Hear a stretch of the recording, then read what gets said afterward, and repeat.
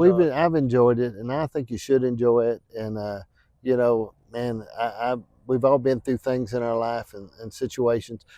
You know, something real quick, and I know we went a long time, but there's something real quick I want to share about. You ever have?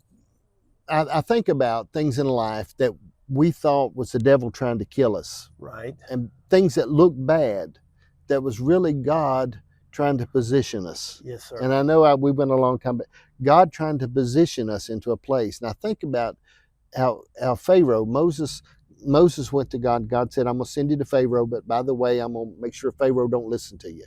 Right. Okay? Right. All right. And then he went, and you know, his whole thing was to get him out of bondage. We understand that. But in our lives, there's things that have happened to us that we thought were so awful, but it was really God trying to guide us, molding us. So I had a friend of mine that I was sharing with him a while back, and he had a tough marriage. His first marriage was pretty tough, right? But his second marriage he's in now, he shared with me how great it was, how much he loved his wife, and he was at the best place he'd ever been in. Right. How great he was. And I said, you know, I hear you talk sometimes about your ex-wife a little rough. Right.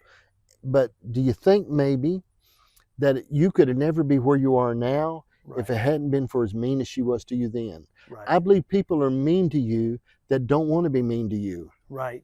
They don't want to be. Right. But what are you thinking about that? I believe that just like you were talking about how God said, I will harden Pharaoh's heart. Mm-hmm. And I look back at the roughest seasons of my life, some of the roughest seasons of my life, where I was sure if you would have came to me in that moment, I would have said, the devil's trying to kill me. Right. I look back on it now, and I look at City on a Hill and how many times I would have crashed it if I hadn't been through those scenarios and those situations that taught me how to deal with it. Right. You know what I'm saying? And it was actually, like you said, God molding me, God preparing me. Him being the potter, me, of course, being the clay. And sometimes he put that pressure on me. Yeah. And I'd say, I rebuke you, devil. I rebuke you. And it wasn't the devil. Right. It was God doing the work on the wheel. Yeah. And I have been through seasons like that. Me and Carlene, we were talking about that the other day. If there was certain pain that I hadn't been through, I would have had to live through it later in life. Right. And so I had to go through it early.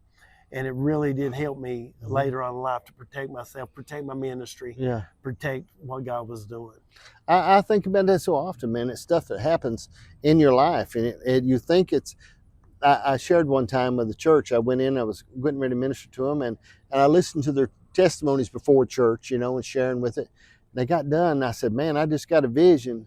They said, what is it? I said, it's about an 8-foot devil tied up in the corner, and he'd like to leave here if y'all let him. Oh, yeah. I said, you're claiming all your troubles on him. Yes. And he said, he don't know what you're talking about. That's exactly And right. I said, I began to share, because so many times in life, and one of the things the Lord spoke to me profoundly at one time, he said, son, one of the biggest things I run into is the people don't know my voice from the devil.